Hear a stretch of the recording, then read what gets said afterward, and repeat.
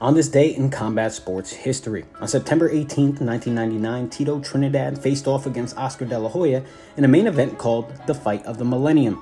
The match pitted two fighters in their prime, both belonging to cultures with a long-time history in combat sports, Mexico and Puerto Rico.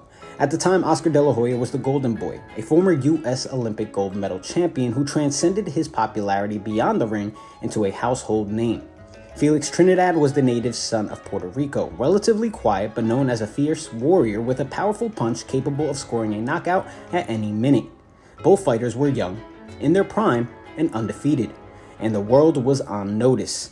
As the fight began, to the shock and amazement of thousands of fans in attendance, Oscar De La Hoya came to box, and boxed beautifully, taking Trinidad to school in the first 3 rounds of the fight, moving and landing combinations at will. As the fight moved on, De La Hoya put the rounds away, the announcers even saying at one point he's outclassing Trinidad. Still, the fight wasn't over yet. As the match moved into the later rounds, De La Hoya began to take the foot off the pedal. With his body tiring and 3 rounds left, Oscar and his corner felt that if he just survived, he'd have the fight in the bag. It turned out to be terrible advice.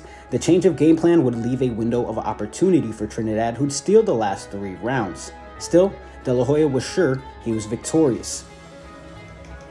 For the winner by majority decision, de Puerto Rico and the unified heavyweight champion of the world, Felix Trinidad.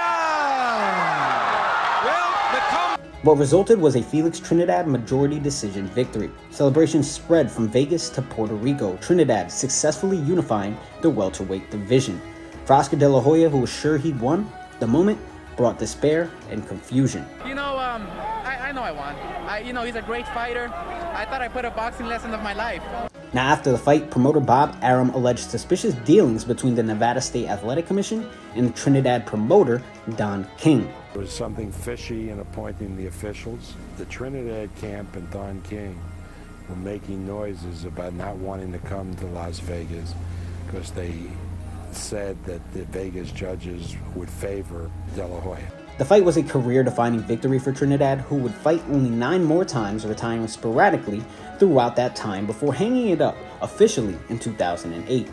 De La Hoya would also retire in 2008, but would fight much more often in between that time, competing in classics against Shane Mosley, Bernard Hopkins, Fernando Vargas, and Floyd Mayweather. Despite their long careers, neither fighter would ever agree to a rematch with each other. The fight is largely considered the last super fight of the 20th century.